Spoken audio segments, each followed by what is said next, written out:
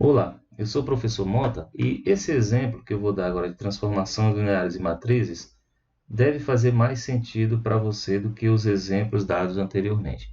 Nos exemplos anteriores, a gente estava brincando entre bases, entre matrizes e transformações.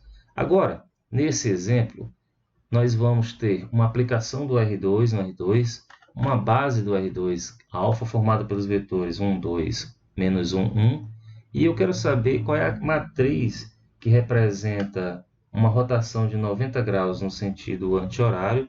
Essa rotação para nós é aquela rotação da base canônica, só que eu quero entender essa rotação agora no sistema de base alfa. Então vamos ver o que acontece no sistema de base canônica. Nós temos aqui um vetorzinho I, que tem coordenadas 1, 0, e um vetor J, que tem coordenadas 0, 1. Fazer uma rotação de 90 graus no sentido anti-horário é você tomar esse vetorzinho I, ele vem para essa nova posição aqui, ó. O vetor I, depois de uma rotação, ele vai ter coordenadas 0, 1. Ele vai lá para onde estava o J. E o vetor J, ele vem para essa nova posição que tem agora coordenadas menos 1, 0. Ou seja, a matriz que representa na base canônica essa rotação é a matriz cujas colunas são 0, 1, menos 1, 0. Estou pegando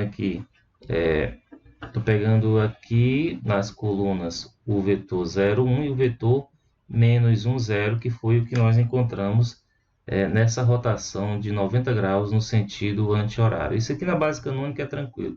Mas eu quero saber o que acontece no sistema de base alfa.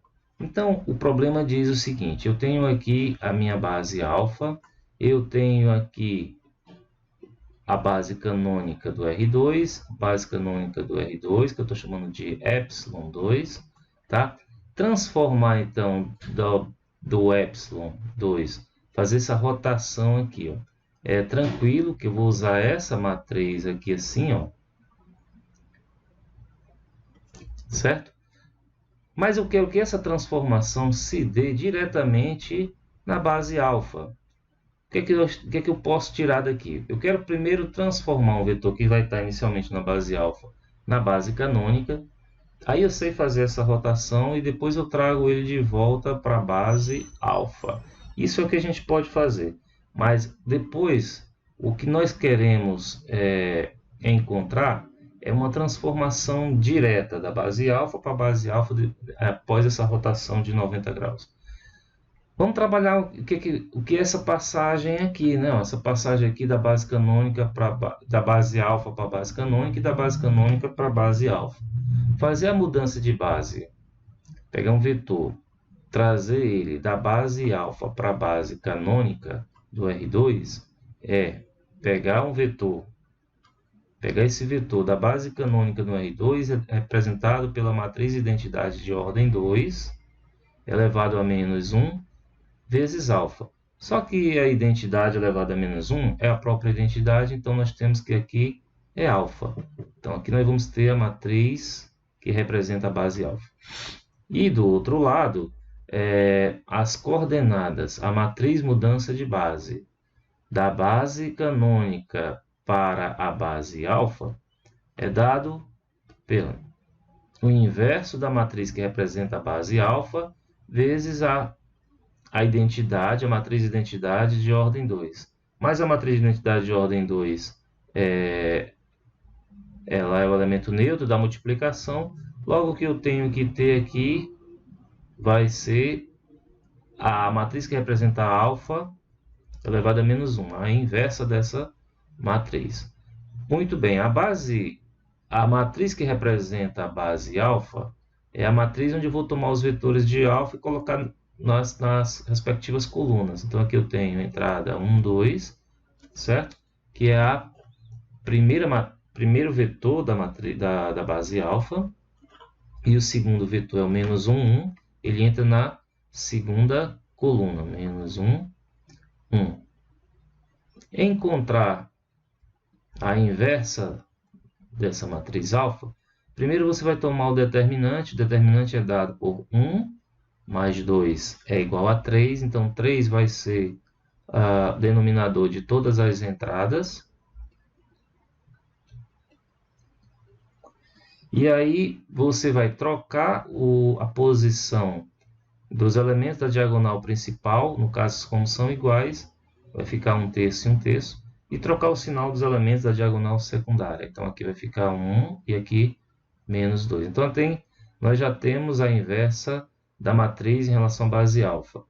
Vamos então fazer essa modificação. Vou chamar essa modificação de M aqui, tá? Então esse M, o que é que ocorre? Você vai ter que fazer primeiramente multiplicar a base pela matriz que representa a base alfa. Então a gente sabe que é da direita para a esquerda. Depois eu vou ter que utilizar o R, multiplicar fazer a rotação, né? E levar ele para a base alfa, que é multiplicar, que é aplicar a alfa elevado a menos 1. Bom, então vamos transformar isso em matrizes. Alfa elevado a menos 1 é 1/3, 1/3, menos 2/3 e 1/3. A rotação na base canônica é a matriz 0, menos 1, 0. E alfa, que é as entradas 1, menos 1, 2, 1. Muito bem. Então, agora nós vamos fazer a multiplicação. Como ela é associativa, eu vou começar por essa multiplicação aqui. Então, alfa elevado a menos 1, vou repetir, 1/3, 1/3, menos 2/3, 1/3. E esse produto vai ficar 0 menos 2, menos 2. Primeira linha, segunda coluna vai ficar 0 menos 1. Segunda linha, primeira coluna vai ficar 1. Segunda linha, segunda coluna, menos 1.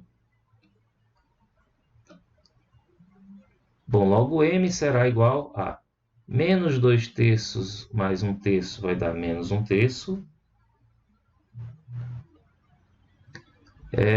Primeira linha, segunda coluna, menos 1/3 dá menos 2/3. Segunda linha, primeira coluna vai dar 4/3 mais 1/3, 5/3. Segunda linha, segunda coluna, 2/3 menos 1/3 vai ser igual a 1/3, positivo. Pronto, então essa aqui, essa matriz, é a matriz que vai representar essa rotação de 90 graus na base alfa. Ok? Vamos fazer um exemplo para ver se isso realmente processa. Eu vou ter, por exemplo, aqui o vetor, vou tomar aqui um vetor que está na base alfa, vetor de coordenadas 1, 2. Lembrando que ele está na base alfa. Então, se eu aplicar a cada uma dessas matrizes, primeiro ele está aqui, ó, na base alfa, está bem aqui, ó, na base alfa. Eu vou transformar ele na base canônica. Transformar ele na base canônica é multiplicar, então, por alfa, né? Então, eu vou ter aqui, ó, 1, 2, menos 1, 1. Aplicando esse vetor, eu tenho como resultado o 1 menos 2, 1 menos 2, 1 menos 2, aqui o resultado é 1, 2 mais 2, 4. Ele já está, o vetor 1, 2 na base alfa, ele é 1, 4 na base canônica. Vou fazer a rotação na base canônica, então eu vou pegar a matriz de rotação da base canônica, que é 0 menos 1, 0, e vou rotacioná-lo. Fazer essa rotação vai dar igual a menos 4 e 1. Pronto, rotacionei na base canônica, agora eu vou voltar ele para a base alfa. Então, vou multiplicar por alfa elevado a menos 1. Eu vou seguir sempre esse roteirinho aqui, ó, sempre esse roteirinho aqui, tá? Para você não se perder, você segue ele que fica tranquilo. E aí, então, o que é que nós vamos ter como resultado? Aqui vai ser menos 4/3 mais 1/3 vai ser igual a menos 5/3. Menos 4/3. Deixa eu ver aqui. Aqui tem... Tem algum erro aqui?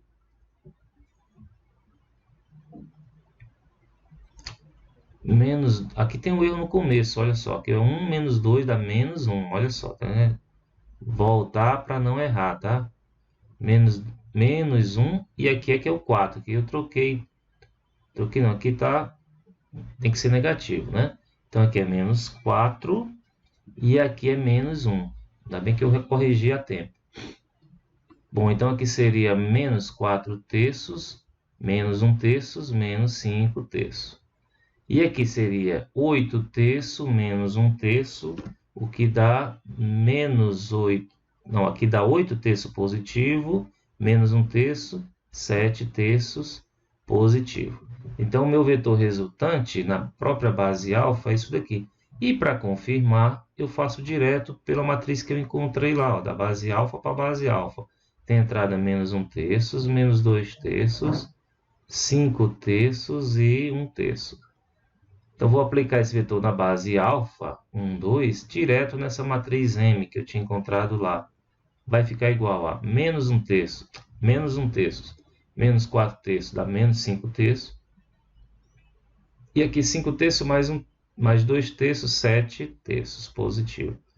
O que bate com o resultado que nós encontramos aqui por último, tá certo? Esse resultado aqui, ó, é totalmente igual a esse outro, tá certo? Então agora está fazendo um pouco mais sentido. E veja que eu estou usando a mesma base, a base canônica, para fazer a minha transformação. Isso aqui é chamado de um operador linear. Tá? Operador linear quando eu trabalho dentro da mesma base. A transformação é feita de uma base nela mesma. Nos próximos exemplos, pessoal, nós vamos nos ater, então, a esse tipo de transformação, uma transformação que é um operador linear, e nós vamos ver algumas coisas, algumas aplicações bem interessantes. Qual é a ideia de você modificar da base canônica, por exemplo, para a base alfa?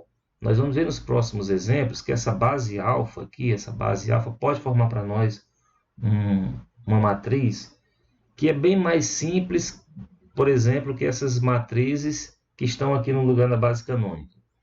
Eu vou ter, por exemplo, que fazer operações e operações e operações nessas matrizes, e eu tenho como encontrar, como se fosse essa matriz alfa, uma matriz mais simples, onde eu possa fazer essas transformações, tá certo?